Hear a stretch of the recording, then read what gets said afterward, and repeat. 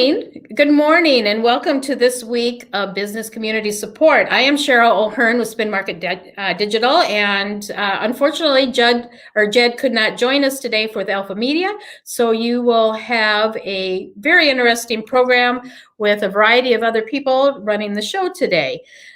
Thank you very much for taking time to watch our program today, as well as you'll be able to see it on Alpha Media's YouTube channel and, of course, the Main Street Fort Dodge channel. So today we've got Carissa Harvey from the City of Fort Dodge. She is the strategic planner at the City of Fort Dodge, and she'll be talking about a lot of stuff that she's working on. And as her title states, she's the strategic planner. So she is planning and organizing and making a lot of decisions that will help to grow areas. And they'll be talking about some things going on in the downtown area as well.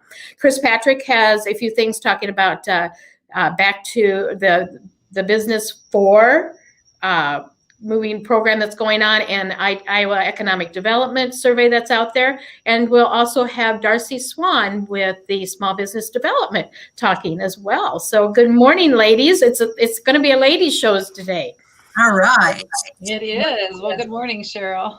Thank you. Thank you guys for joining. And as we were discussing before, we're going to do this kind of like a tag team because Chris knows a lot of the things that Carissa is working on. And so I'm going to let her kind of help as well with that direction. And then Darcy's got lots of stuff to talk about. Show what you're handing out, Darcy.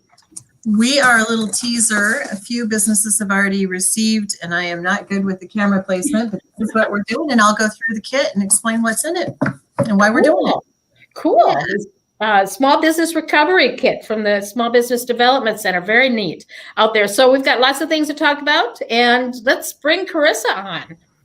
She is the woman of the day for us. Welcome, Carissa. Thank you so much. Thank you for having me. I'm happy to be here. Do you want to tell us a little bit about what your job is at the City of Fort Dodge?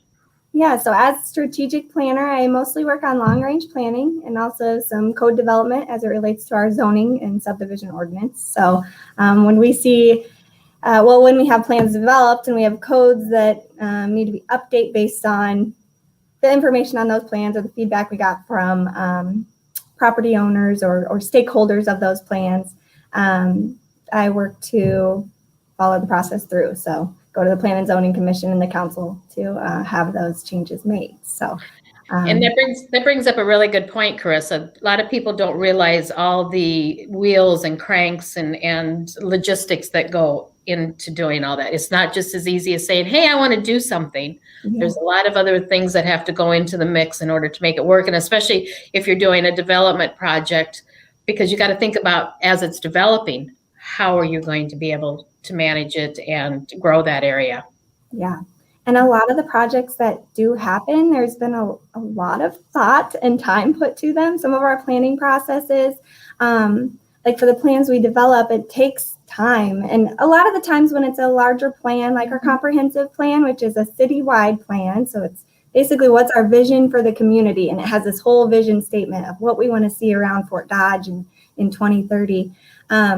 That took a couple of years, and it's because we have a lot of, there's a lot of people at the table. So it starts with that plan that takes a couple years in some instances, a few months in others.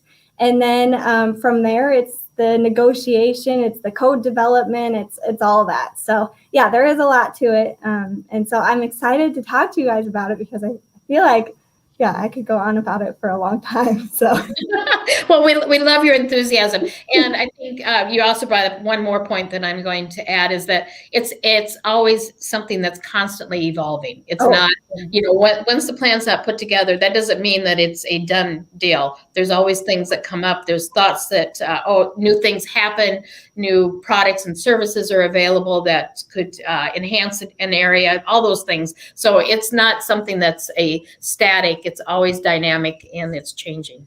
Oh, definitely. Yep. As we see the plans play out and things change, and we even go back and amend them, and we've done that to our comprehensive plan, especially land use. So, yeah, I can jump into the slide if you want. Please do. So this slide is just really kind of telling the story about community visioning. And so these are the plans that we've adopted since 2007 as it relates to like development services. So at the city, we're broken out into our various, departments. But development services is headed by Chad, which you've had Chad and Vicki on here in the past to talk about different things. And Chad oversees, he kind of gets in. So after the plans are developed, he kind of works on getting them implemented and working with the developers, also working with engineering. He wears a lot of hats. And then Vicki, she works a lot with the like property assembly and incentives. So she's helping to push the plans further through working with the property owners and things like that. So yeah, these are the plans over the last 10 plus years that the city's worked through. And I'll just note I'll make a couple notes on each of them. Fifth Avenue South, well, Envision 2030 was like a real big kickoff for the city. Like, what is the vision for Fort Dodge? And then we went into like those area plans, like how can we improve, strategically address, certain areas of the community. So that's where Fifth Avenue South corridor came in, and all of those improvements, those public improvements that were spurred out of that Fifth Avenue South corridor plan. The goal of that was to spur private development. And we've seen that happen. We've had other communities say, how did Fifth Avenue South happen? Like, how does your corridor look that nice? And a lot of it ties back to the vision that was created. And all of these plans have a public engagement, like a public input component to them. So when you get a survey, when you are asked to come to be interviewed about things, we take that information and it's considered as a part of all these plans. So people were saying, we need to do something about our corridor and get more activity going there. So that's where Fifth Avenue South came in. Then after 4 years, there were other plans that were adopted. The downtown plan was also adopted at that same time, that 2008, and that was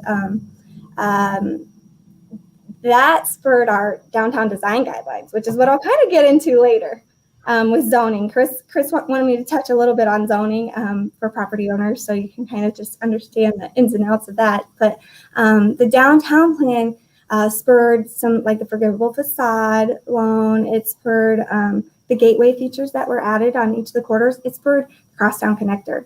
So all these plans were developed, and then and they do evolve, like you were saying, Cheryl. Downtown plan, the original concept was just for the crosstown, was just really trying to make a way for people to easily maneuver through the community. And it didn't show roundabouts in the initial concept in the plan. But as the studies evolved and engineers, it went into the engineering realm, they saw that opportunity to create those roundabouts. So a lot of things spur from each of these plans. Re-Envision 2030 in the Northwest River District, those went on at the same time.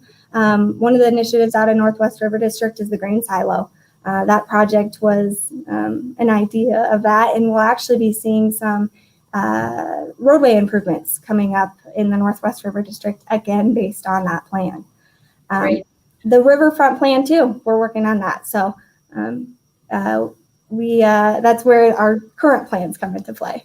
Great. Well, and I love how you have that graph, because it really illustrates that how they evolve and the time in there that it takes. And I've seen the different people out there on the Northwest, the Hawkeye Avenue area with the different going in and setting things up with the flags and everything like that, doing markers out there. And so that there's some development. That's always thrilling when you see them out there putting markers up, because something's going to happen. And when something happens like on road construction, people get frustrated because of the road construction. I see it as a happy problem. To me, seeing the construction and the mess and all of the inconveniences that go around with it, I take it positive, because it means that we're moving forward. So for certain. Construction is a sign of progress. That's exactly right. So when you're complaining about that, just think of remember, look at a graph like this and remember what it was and where it's going to now. So very excited about that as well. Thank you. Yeah, yes, a lot of those. And yes, so we'll see that construction up there in the Northwest River District, and it will be a headache, but it's important in moving the plan forward. There were a lot of stakeholders in that planning process. And I think a lot of people, including myself, want to see these things move faster. But we as a city, I mean, any entity, we only have so much capacity to keep these things rolling. But the council does a good job at making sure that, we're following those. Because that's also why these plans are important. I should have really started off with that. We are a city management form of government. So having a consensus, a vision that you can see in front of you in these plans is important. It provides predictability. It helps with developers or businesses in knowing where the city is going to invest or improve. And so, maybe that business I want to start up, maybe this would be a good spot for it. Right. So there's so many rings to it and so many impacts. So and that's the riverfront plan. I won't get into the details too much because then we have Central River District that's going to be happening, or it's under development, but that's west of downtown. And then we also have our hike and bike plan, which is our trails plan. That helped close the loop. We've got more than 25, I think Chad's number last week was maybe like 30 miles of trails in the community. And we closed a full loop around the community. So you can go anywhere on our trail system, which is pretty awesome. Well, and you always see people walking or biking on those trails constantly maybe this week and next week as it warms up even more, you'll see them out there. But it didn't make any difference what the temperature was. You still saw people out there on those trails. And that river district going, down Hawkeye, that I don't think people realize the traffic that area sees. And it is it's an important area that we need to develop because it's a lot of people come in that direction. Yeah, it's a key entrance to the community. And that's a lot of the reason why that planning effort kicked off. I think the city had taken some in-house efforts in previous years. And sometimes it just helps to bring in that third party. Like some people might say, why are you paying a consultant to do this? It's another set of eyes because I might have an idea, but what they see might be different and they can take it in a non-biased way, all the input that comes. So you nailed it on that extra set of eyes looking at it and saying, well, did you think about this? Or, we did this someplace else and I would suggest you tweak it this way because it might work better and all those things. It's very important and there is a reason for consultants. Yes, for sure. Thank you. So these other studies that we're working on, they're ongoing, most of these. A couple of them we actually just kicked off last week. Well, this week and next week. Central River District has been ongoing. That is the area west of downtown, and that spurred out of the riverfront plan as an area that we needed to focus a little bit more on. And so this actually today, the committee's meeting on it. We have a project team that's been guiding the plan.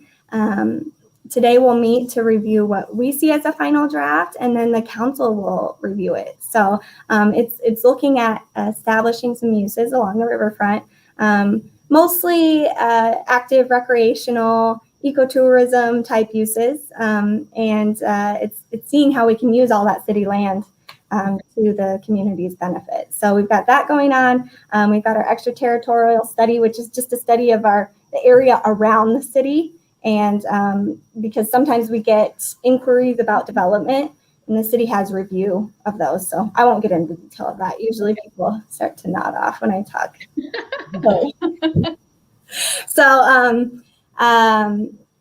we've got those. And then we have our farmers market feasibility study happening that will kick off. And that's to kind of just see what's the feasibility of our farmers markets. We have the mall market, we have the Market on Central will be working with both of those groups, and the mall market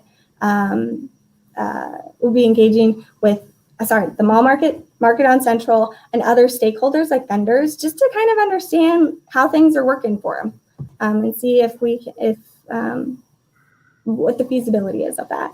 Lincoln neighborhood, we just kicked that off last week. That's the area of north of downtown, and we're just with the Corpus Christi being vacant, we have an opportunity to redevelop the space, rehabilitate, and make improvements. So we're seeing how that unfolds, but that just kicked off. And so we'll be having some surveys coming out soon for the public. And also we're working to identify stakeholders. So who are the people that really have a lot of stake in that neighborhood, and have some ideas and see where we can go.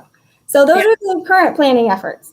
Excellent. Well, and I did see some of the buildings, some of the older residential properties in that area have just come down, and that's always positive. And of course, the farmers market has a soft spot in my heart with Market on Central. And I know at one time we talked about looking at feasibility of bringing it down by the river area. So yeah, this will look at locations. So we'll review any and all, and everybody that's been involved in any way, shape, or form is important as it relates to just even food. Right. You know, how are people getting their food? How could we support our local farmers? Excellent. Great. Thank you very much. Yeah. So so when we get our plans, we have our vision, we've got our stakeholders. This formulates our policies and our projects. So I think the policy side that's the zoning ordinance. And that's what our comprehensive plan has, so many recommendations as it relates to our zoning ordinance. Some of them to reduce make it less cumbersome for developers trying to spur development, also for businesses. And then it's also to protect the community. So some of the policies that roll out of that are to make sure that, you don't have those neighboring impacts from certain things. So also policies might be incentive policies that the council follows. So if they get a request, they kind of know how they want to respond to the request for incentives. And then also guidelines. So I touched on the downtown guidelines when we talked about the downtown plan. Guideline, especially as it relates to design guidelines, downtown in 2010 adopted the 2010 downtown guidelines, and those help to create that traditional downtown feel. So, when a lot of people, Chris, I think in your surveys, a lot of people said one of the most appealing things to them in our downtown is our historic structures. So the design guidelines try to recreate and build on that. And those guidelines actually fold then into our downtown zoning ordinance. The guidelines are guides. So if you maybe want incentives, you need to follow those guidelines, but the ordinance is the rules. So when somebody does go to develop, say they aren't using incentives, they might say, well, I can just develop it how I want. I can put whatever I want here. Well, the guidelines kind of help guide the ordinance to say, well, people say they really cherish that traditional feel in the downtown. So our ordinance says you've got to have, display windows, cornices, high quality materials, just to protect that aesthetic and also to protect the property values of the neighboring properties. So that's how the plans kind of roll into the policy. And again, keep with me, because policy is where people kind of, it's just, there's a lot to it. There's a lot of words. Our zoning ordinance is like 200 and some pages of policy. So, well, and you brought up one excellent point there, Carissa, in talking about the downtown design and making sure that they stay with the aesthetic historical. You don't want somebody going in and painting some neon orange right. in front of a building. Well, that might be a cool color now that necessarily doesn't quite fit the atmosphere and the aesthetics that you're trying to do in that downtown area. So all of those things are important, and to keep that feel as you develop it and have a more standardization Yes. community. Right, because some people, when they're purchasing a building in the downtown, don't realize it's a historic district. So we have to really follow that historic standard, like Carissa just said. So a lot of what Carissa does is education too, to let those, through those policies and ordinances to help those new property owners, understand what is available for them and what isn't. And then also when she touched upon, protecting those neighboring property values, that's really a big component, even though people don't think about that. It's very important. Yeah, and that's also where we work with Main Street a lot.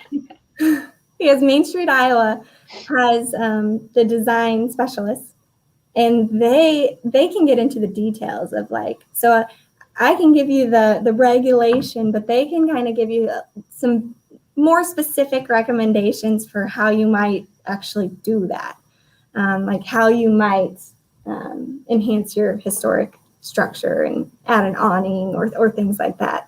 They're the specialists. So we appreciate having Main Street as a resource. They're a resource for the city as much as they are for the property owners, because they have those means. So I just wanted to note that as well, because even when we have applications for forgivable facade loans in the downtown, and that is it's a loan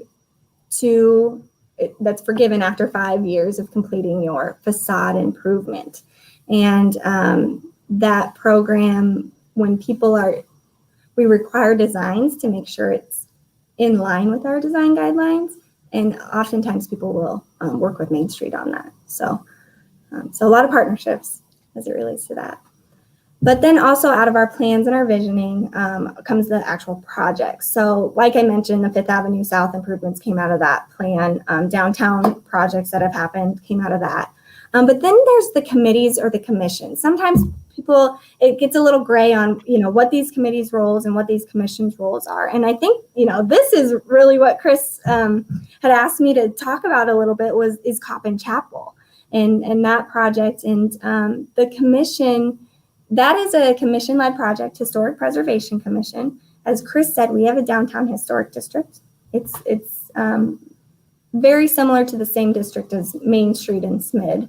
The lines are just minor differences in some areas, but the Historic Preservation Commission, I believe Coppin Chapel might have reached out to them first. Chris, do you recall? Or I think so. I mean, this project has been ongoing for a couple of years. There was a really interesting federal grant, and so Main Street had reached out to Coppin Chapel, and that's kind of how that got rolling. It's changed a little bit because there's so many planning pieces to do before you ever really get to a project. So that's where the commission came in. Again, these collaborations and partnerships are crucial, to us. So we really thank Carissa and everybody at the city for helping these businesses and property owners in the downtown. Yeah, we're really hoping this project can be a kickoff to some more historic rehabilitation in the downtown and other areas. So the Coppin Chapel, what the project revolves around, and I'll just kind of tell you how it, I guess, came about that the commission was able to apply. We are a certified local government, meaning we treasure our history. We plan to preserve our historic structures as much as we can. And our Historic Preservation Commission are the ones who are tasked with that. So as a CLG, we're eligible for additional funding, and that funding can be used to nominate structures. It can be used, we've used it for the Downtown Plaque Program, and it can also be used to plan for projects and even do some rehabilitation. And so we saw this as a public resource for the community, a resource for the entire community. And so as a commission, we said, well, we can probably look into some of these programs and help guide their rehabilitation efforts, because we walked through with Sherry Washington and Main Street and looked at some of the needs. And the building is just in need of an assessment. Like, what is going on? Why is this leaking? Why is this door not closing, or things like that? So what the whole scope of the project is we received a grant from CLG, Certified Local Government, from the state, and we received a Deerdorf and a Smelter grant to match that grant in order to do a building needs assessment and rehabilitation plan. One benefit of the properties downtown, if you're historic, you get to skip a step and you get to go straight for that funding. Because if your building is historic and it's in the historic district, the city's already established that as a district. So usually what you have to do is first you have to get your building nominated, then you can apply for these funds for the next steps. Coppin and other buildings in the downtown can go right to that, applying for funding. So that's an exciting thing that we were able to get that. So we'll do that building needs assessment and rehabilitation plan. We'll work with a consultant and architect to do that, historian, and they'll just look at everything and give them recommendations on how it can be rehabbed and what costs could be. And then that sets them up to apply for additional funding. This resource the building is unique to our history because it ties back to our original Norwegian settlement. But then it also ties back to the civil rights movement through the establishment of the structure as Coppin Chapel African Methodist Episcopal Church. So that's what Coppin Chapel AME is for. And it was established as that in the 1960s following that civil rights movement. So a lot of history to this building. And that's also what we'll celebrate as a part of this process. So Jesse Jackson was actually in that building too. Yes. So, yeah. Yeah, Sherry Washington has a lot of information on that. And that's one I know she likes to know often because, I mean, that's unique. That's pretty cool. Yeah, we're hoping then after that rehabilitation plan, we can look for some additional funding. And there are other means for actually doing the rehabilitation. Like Chris had mentioned, there's some federal grants out there that I think this chapel will be eligible for. So yeah, I guess, do you guys have questions on that one? Or, we went really big picture to narrow. If there's other areas you want me to go into, I'm more than happy. Well, and you brought up in talking about that whole process, again, illustrating that these things take time and how you set things up initially is so important as to how things will flow in the future. So if it's an historical building already in a historical district, all of the buildings in that area, if they have been nominated, it's much easier for them to move forward quicker when these funds are available and take advantage of them. So that pre-planning is very, very important. For sure. Yeah. What else do you have to add to that, Chris, as far as that project? Well, I think it's a great project, and Carissa has worked hand in hand with Main Street and with Coppin Chapel. And I can't stress enough how important those relationships and the accessibility that we have to city staff is to make some of these things happen more quickly, even though they don't feel quick, than they would if we didn't have that relationship. So thanks again to Carissa and the staff at the city for that. I think this Coppin Chapel rehabilitation is really critical in this area. Most of the buildings around there have not had a lot of maintenance done within the last, I think I'd be safe to say 10 years. So we're hoping as this really comes back online and people can see what can happen to this building, even though there's a more industrial style to the surrounding buildings, people will take that opportunity to upgrade and just do some real simple rehabilitation through paint and glazing or glass windows to help support that neighborhood and get it back functioning the way we all hope it will. And it's a great transition area from that Central River District into the Main Street District. So we have to Carissa has to think about all those things. That's part of her strategic planning, where we rely on her expertise a lot of the time. When we're hoping we can almost like use the shell of this project for other projects just to show people how it can be done. True. Exactly. Very good. Very exciting. Any other things that you are privy to tell us out there, Carissa? Well, like I said, Central River District Master Plan is going to be going public pretty soon. We're really excited about that one because we really want to activate that riverfront. Trying to think if there's anything else. Oh, come on. Oh, sometimes I'm not even the first. First to know on there. Well, I'm excited when it supports a plan, that's for sure. Yeah. Well, and it's exciting to see these things going forward. And I joke about you telling us things that are going on, but I'm really trying to get across the point that there is constantly things out there. And sometimes you just can't know about them because there's so much planning behind, which is what you have really illustrated today, Carissa, that a lot of work behind the scenes before it can actually become public. Oh, for sure. Yep. Great.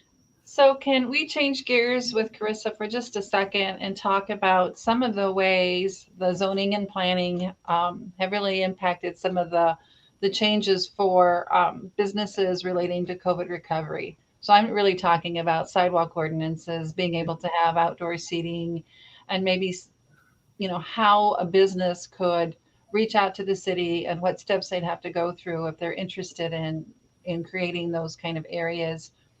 And then also what your thoughts are on parklets, taking parking spaces for outdoor seating. So I just threw you a zinger, right? I'm ready for you. I know.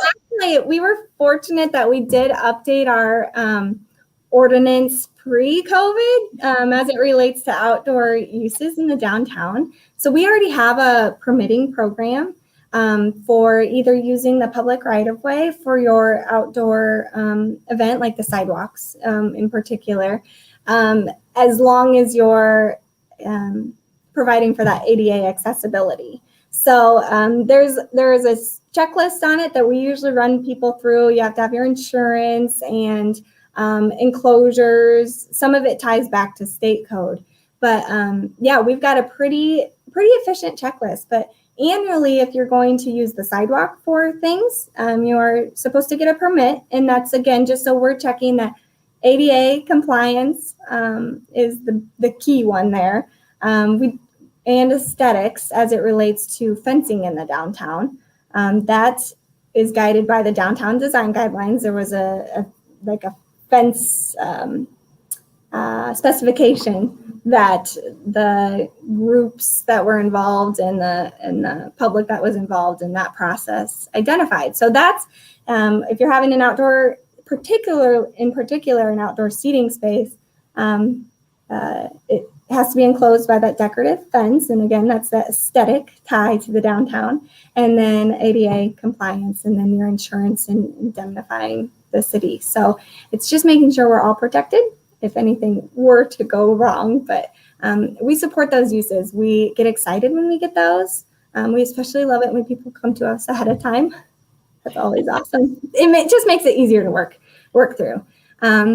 So we have that, and then any outdoor patio or any outdoor space, they can get a one-time permit. Some of them are pre-existing. So some of the patios that are there have been there for years, so they don't necessarily work under a permit, but if they make major changes, then we initiate that permit. The fees are like $150 or something like that. So they're not nominal for those annual ones. And yeah, like I said, we support those outdoor spaces. As it relates to parklets, Chris, we don't have a policy on it at this point, but I think just based on what we got back on our the streetscape effort that Main Street's working on, that streetscape master plan, it seems the council's supportive of that. I mean, of at least as long as it's not taking away from the business, if it's supporting the business, I think that's appealing to people. It's a cool program. And I hope that we can, as we work through this streetscape, we can revise our policies and make sure that they work towards that. So. Great answer, Carissa. And that streetscape master plan, we've been in that planning process for about a year. It's going to take another year of additional planning now that that initial plan is over, working with the city to see what is really reasonable in the downtown as far as bike lanes, parklets, Mhm. how people are parking. And then the parking system itself, again, is something that you've worked on through the parking commission or parking committee at the city. So many things behind the scenes just to make everyday life a little bit smoother and safer for our community. I don't think most people realize how planning and zoning really affects pretty much every aspect of our infrastructure in our community. Yeah, and it is a process. A good day is a day where I can tell somebody yes. A bad day is when I tell somebody yes, and then we find a different code that says no, or just a flat out no. We don't like to say no. Sometimes just policy is policy, and there's things that we have to follow. But we do our best to try to help people work through it, and we do our best to make sure it's supporting the community. That's why we're here. That's why we have the jobs we do. We want to see Fort Dodge move forward, and I think we're just excited about the things happening, and we're excited about the businesses that are investing. I mean, we've seen a lot of cool businesses come up and cool things happening, and really out of COVID, I think it's challenged everybody, but it's also helped us to think outside of the box.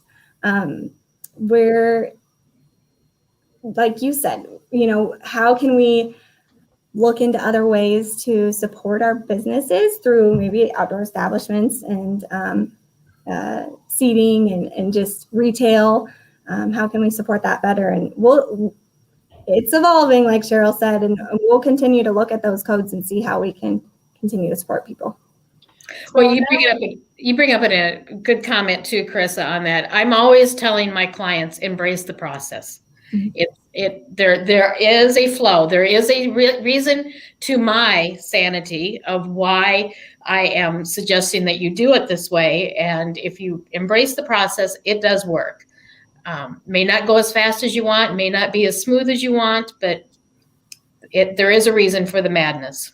Yeah, and we have a great council that is working for the community. I mean, we hear from them often about, different things that they're hearing. And so we try to help move things forward. And now is the time for businesses that are thinking about getting some of those permits for outdoor displays, sandwich board signs, or maybe even product on the sidewalk. It's really time to contact your office now rather than waiting until May 1st when the weather's great, correct? Yep. March through October is when those typically run. And so we're ready for you. We can help you with your layouts, however you're going to lay that out. And sometimes we'll even point you to Main Street if it's kind of more of that, like the promotion side of things. Our code stays out of promotion. We leave that to you, the design of your product, how you're laying your product out. But we will help you with making sure that it's safe and accessible for your customers and the public. So please reach out. We're ready for you. Great. Well, what a great conversation we've had today, Carissa. Thank you so much. And please stay on because we're going to move over to Chris real quick here. She's got a couple things that she wants to bring up and then bring Darcy on. Sure. So we have a couple things going on with our Open for Business contest. Monday is the local deadline to apply for Open for Business. This has been in existence for 5 years through Main Street, Iowa. The person who wins the state contest will receive $28,000. And there are a few steps along the way. First off, you fill out the application on our website, mainstreetfd.org. A little box pops up and you just follow that and you can get the application and the budget form that you would have to submit. You need to be a brick and mortar store within our Main Street boundaries, 33 square blocks going from 1st Avenue North to 2nd Avenue South. and that would be on the north side of 2nd Avenue. And then from 13th Street to 3rd Street. So quite a big area. Give me a call if you're not sure if your business is inside that area or not and you're interested. So some of the things, and this is a great slide from Main Street, Iowa, that's showing that this grant doesn't pay for electric. It doesn't pay employee salaries. It goes for products. It will go for computers, upgrading your social media presence online, because we understand that online sales, to small businesses, the way you're going to keep floating through our pandemic until we can get more people vaccinated and open things up a little bit better for consumer confidence. So all of these flyers and pieces are on our website and on our Facebook. So deadline is Monday. And then Thursday, we're doing our open pitch contest. It will be live here at the Greater Growth Alliance community room. So we hope we'll have a few people that have entered that contest. Whoever our judges pick at that time will then move on to the regional contest, which I believe is May 31st. And then from that contest, they'll go on to the finalist. And Ethan Becker, owner of Dungeons and Dodgers, went through this process last year, won 250 at the local level, 8,000 regionally, and as a finalist at the state level, he came away with an extra $10,000. Great grant process through Main Street, Iowa, but you do have to apply through us. I think there's one more slide, and that just shows that live pitch contest. But that is what we've got going on next week. So please give me a call if you're interested and you haven't started to fill out those forms yet. We really want to have a great local contest that we can move on to the state level. One other thing I wanted to talk about today is the survey that the Iowa Economic Development Authority has created. And it went out in an email, I believe, Tuesday. And it's really to support the restaurant business, but it's for all businesses to fill out. So it's not just if you're a restaurant, it's for nonprofits to fill out. There's a piece of content in there for nonprofits. It's about service businesses. So we're asking all of our local businesses to fill that survey out. We did send it out in a mass email yesterday. I think it was yesterday anyway. So please look into that. And it is on the accompanying slides that you will see on Alpha Media's YouTube channel, and the link is on there too. And Carissa brought up, a good point in her conversation about how important these surveys are out there. So we do, your input as a community is very important, not only for us to know what's going on, but the state to know as well. And that link on there takes you directly to that survey. So thank you, Cheryl, and really great point. I mean, the answers that the state gets back, Iowa Economic Development Authority gets back, will really direct the legislature to make, more funding available possibly. So we really need as many people to fill this out and get that information so it's accurate to our legislators. Great. Excellent. All right. Well, anything else that you need to bring up, Chris, that's going on that we need to make sure everybody knows about? Eggs and Issues, that is a program from Greater Fort Dodge Growth Alliance that's going on the 26th. So you can check out their website as another way to really connect with those legislators. Great. Excellent. Well, Darcy, you're next. What is in that box? I'm going to save that for last. I'm going to have that as a teaser. Yeah, I got a couple of things I just want to fly through real quick, but just a reminder, I think most small businesses have heard about the recent change to the PPP program for applications starting yesterday. For the next 14 days, if you are a business or a nonprofit with less than 20 employees, you have 2 weeks to apply exclusively for the PPP. So they're not accepting applications from anyone else, just those businesses under 20 employees. And it's a really good opportunity for sole proprietors, independent contractors, those self-employed individuals, nonprofits as well, to receive some additional financial support during this time and to get them back on track. So I have to say that. Chris, thank you for mentioning the survey. I can't reiterate enough. That's so important to take the couple of minutes to answer the questions and provide your feedback, because that feedback is part of the solution, and we really need to hear from you. I also wanted to share, we have our educational workshops, that are going on Wednesday, yesterday at 7:30 in the morning. We had Lisa Casper, who is with the state office of SBDC, but she also works with the Iowa Department of Revenue. She gave a phenomenal presentation on understanding the Iowa sales tax, and she talked a lot about online, crossing borders. I found out that marketplace facilitators actually collect sales tax and remit it. I did not know that. So the Shop Iowa program, you don't have to have a sales tax permit to participate in that, because they'll take care of it for you. Same with like an Etsy platform. Did not know that. So I learned some stuff myself. So this coming Wednesday at 7:30, myself and another business a counselor with the Small Business Development Centers are going to put on a workshop on why you need a website and tips to building a solid one. So even if you have a website, it'd be a great opportunity to maybe reevaluate your site with some of the information we're going to share. Nothing irritates me more, and I'm sure Cheryl's probably in the same mindset here, of people who build a site and then never touch it, and it just sits there. And so there's always things that you can be doing to tweaking and making your website more user-friendly, checking out the analytic data to find out where people are going so that you can make it easier for them to get there, those kinds of things. But we've got some great tips. It's a great overview program. It's not going to be real heavy at 7:30 in the morning. We kind of can't have it be too heavy or people will be falling asleep on us, but it'll be fun, and we've got some great information to share. So check out our Facebook page. We've got some great information out there and information on how to link to that.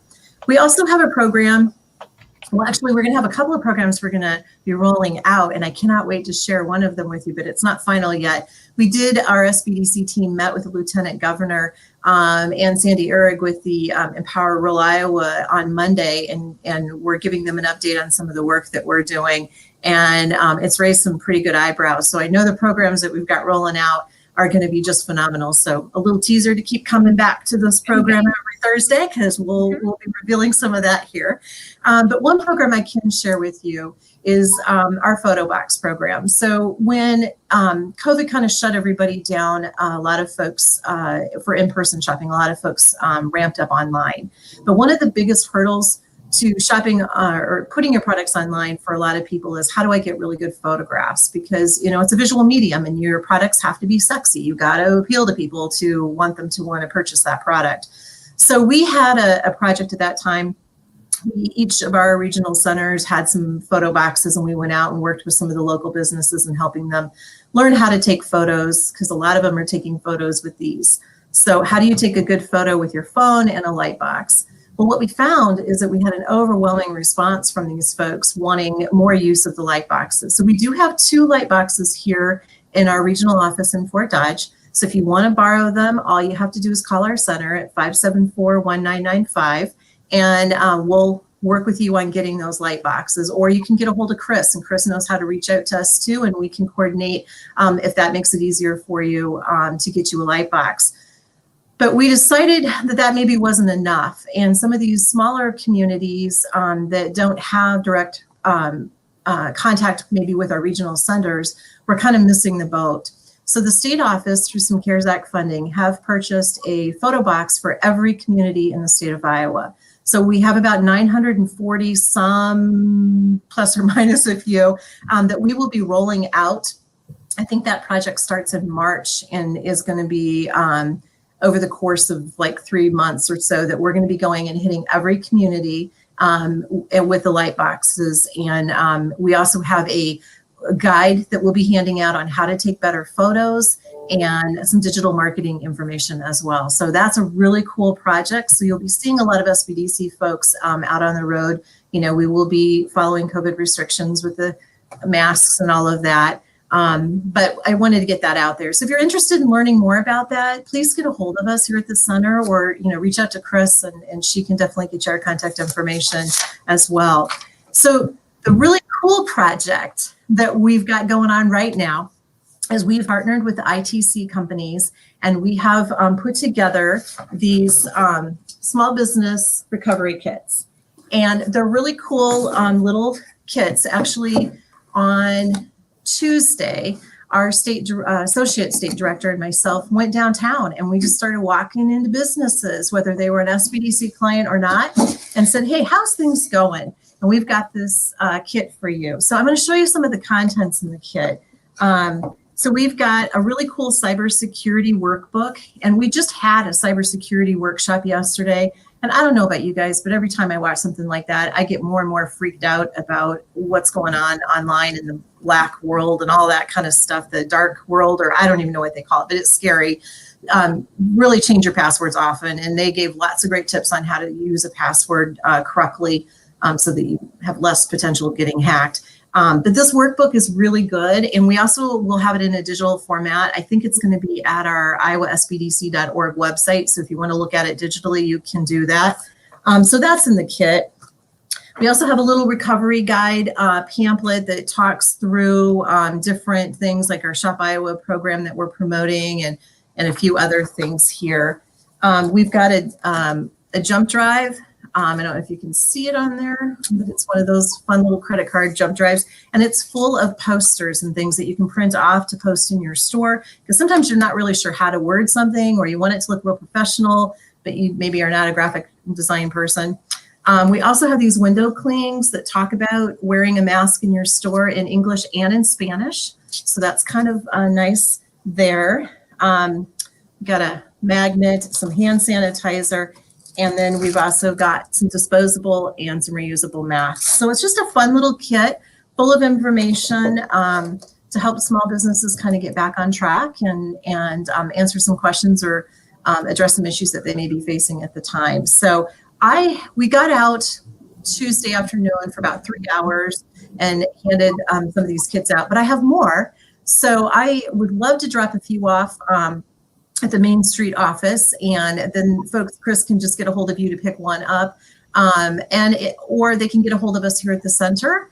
And I'd be more than happy to run a kit to their business and kind of chat with them a little bit if they have specific questions that they're needing some help with. So they can get a hold of Chris to get a kit, and I can drop those off later this afternoon, or they can call our center here. And again, that number is 574-1995, or my direct line is 574-1996, or they can message us on Facebook too.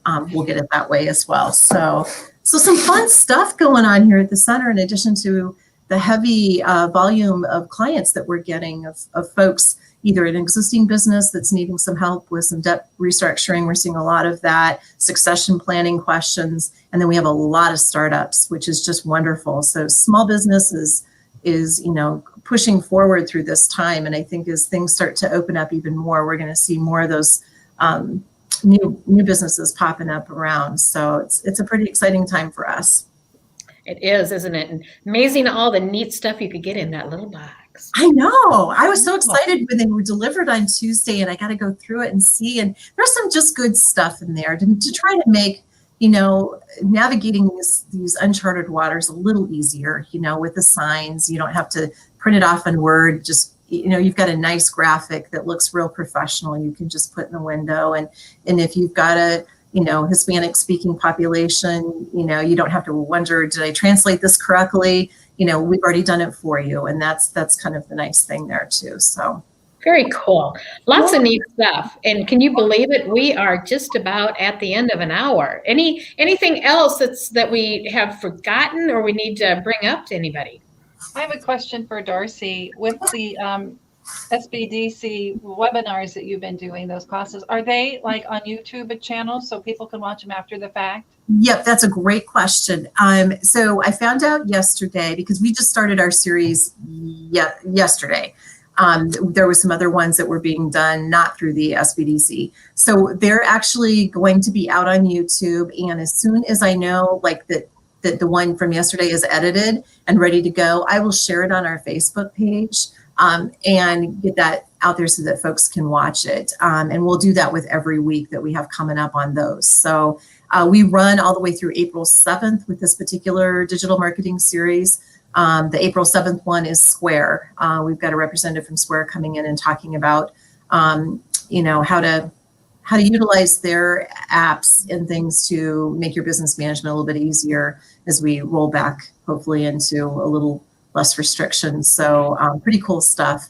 But yeah, no, we do plan on sharing them because we know some people can't be there at 7:30 on a Wednesday morning. I'll just say I needed 2 cups of coffee yesterday before I get on that call. I was a little sleepy. So yeah, it's a little early, but it's great information. Very much like what we see on this show. We may not see too many initially, but within just a few days, we're in literally thousands looking at it. So there is an interest, and this information is very important. And again, wow, can we fill an hour fast of a lot of information? We know that not everything may be necessarily, there's more information on everything that we've talked about, is what I'm trying to say. And if you do, Carissa's at the city, you can go to the city website and find Carissa's email address if you want to email her, or I'm sure give a call and they'll at least leave her a voicemail, right? Yeah. If I'm not here, I'll call you later. Pardon? If I'm not here, I'll call you later.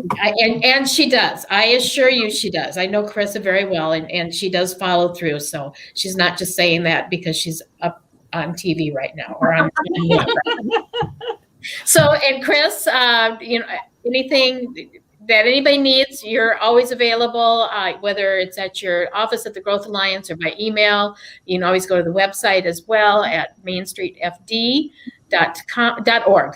Right, I'm sorry, out there. And Darcy Swon and Kimberly are always available for you now, located at our Iowa Central East Campus. So they're right here. They're right here in Fort Dodge, and you can make plans with them, give them an email, drop them an email, make a phone call, whatever it may be. So everybody here is accessible. You can find me too. You can find our storefront at 10 North 10th Street. Or give us a call or email, whatever you need, and we'll be happy to give you some advice on digital marketing, the world we're in today, right, Darcy? Absolutely. Yeah. Very, very much so. So again, thank you so much for joining us. Let's, as we always do every week, next week we're bringing on Chris or Carrie Prescott or one of the staff from the Webster County Public Health to update us on the vaccination for COVID and how it's going in the community, and just updating and answering questions on that. We'll be excited. And as always, this program is brought to you by the Alpha Media Group, and usually Jed Burns is here moderating our program. He is a market manager at Alpha Media. Kimberly and Darcy are our point guards at America's SBDC. Here, our regional director in North Central Iowa, and Chris Patrick, the executive director with Main Street Fort Dodge. And I am Cheryl O'Hearn, digital marketing specialist with Spin Market Plus Digital. Oh, wow. And we got 2 minutes left, but I think, guys, we did a great job today. Thank you so much. Thank you, Carissa. Thank you. I really appreciate it. Very, very good. Thank you so much, Carissa, because you brought on some great information and updated our community. Darcy, I can't wait to see you walking the streets with your box. Oh, no, we're box ladies. Yep, there you go. And Chris, thank you so much as well. All right, everybody, next Thursday, 9 a.m., you can find us on the Main Street Fort Dodge Facebook page, the Alpha Media YouTube page, and we're always live because, as we say, it's digital, and we're there as long as we leave it up. All right, thank you so much. Have a great week, and we'll see you March 4th. Hard to believe, but we're already into March. Take care. Bye.